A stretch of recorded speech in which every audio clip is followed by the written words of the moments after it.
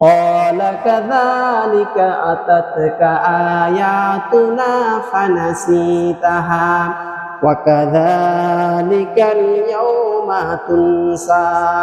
আমার ইমাম সাহেবরা, তোমাদের কাছে আল্লাহর কোরআনের বক্তব্য পৌঁছে দিয়েছিল, তোমরা আল্লাহর কোরআনের বক্তব্য না মেনে আল্লাহর কোরআনের আইনকে বিধানগুলি দেখিয়ে তোমরা মানব রচিত মতবাদকে দুনিয়াতে প্রতিষ্ঠা করার জন্য তোমাদের জীবন, তোমাদের যৌবন সবকিছু তোমরা ব্যয় করেছো। এই কারণে আল্লাহ রাব্বুল আলামিন তোমাদেরকে হাসরের ময়দানে তোমাদেরকে অন্ধ করে উঠিয়েছে। নাউযুবিল্লাহি মিন যালিক।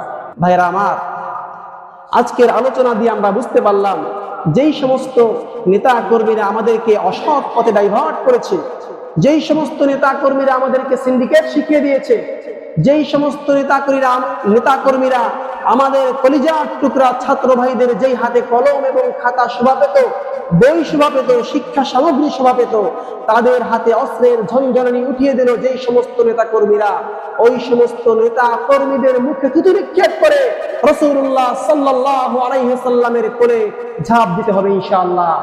ভাইরা আমার, এজন্য আজকে থেকে একটা বড় চিন্তা নিতে হবে, একটা বড় দৃঢ় ইচ্ছা ভিতরে লালন করতে হবে, পোষণ করতে হবে। যে ইচ্ছাটা হচ্ছে একটা পবিত্র ইচ্ছা। আল্লাহ রাব্বুল আলামিন এই ইচ্ছাকে বলেছেন বিমাশিয়াতিল্লাহ, আল্লাহর ইচ্ছা। কার ইচ্ছা বলেন? আল্লাহর ইচ্ছা। এই ইচ্ছাটা কি? এই ইচ্ছাটা হচ্ছে, বিশেষ করে আমি আমার যুবক ভাইদেরকে বলছি, 15 থেকে নিয়ে 38 পর্যন্ত যে সমস্ত যুবক ভাইরা আছেন তাদেরকে আমি বলছি, এই জমিন হচ্ছে ইসলামের জমিন। এই জমিন কি? যেই জমিনে ইসলামী শহীদদের রক্তে রঞ্জিত হয় যেই জমিন, সেই জমিনে আল্লাহ রাব্বুল আলামিন ইসলামের সুবাতাস বইয়ে দেন। সেই জমিনে আজ হোক কাল হোক আল্লাহ রাব্বুল আলামিন কোরআনের আইন প্রতিষ্ঠা করেই ছাড়েন ইনশাআল্লাহ। এজন্য আজকের আলোচনার শুরুতে আমি বলেছি যে আল্লাহর আইন বাস্তবায়ন হবে এই জমিনে, তবে কার মাধ্যমে হবে এটা হচ্ছে বড় ব্যাপার। আপনি আমি যদি সেই মাধ্যমটা হই, তাহলে আল্লাহ রাব্বুল আলামিন আপনার আমার জন্য জান্নাতের অনাবিল সুখ এবং শান্তি রেখেছেন। দেখেন, দুনিয়াতে জান্নাতে যাওয়ার, আপনারা জান্নাতে যাইতে চান না ভাই?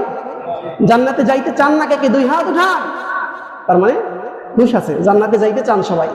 জান্নাতে যাওয়ার সবচেয়ে শর্টকাট উপায় হচ্ছে বিপ্লব। জান্নাতে যাওয়ার সবচেয়ে শর্টকাট উপায় হচ্ছে জিহাদ।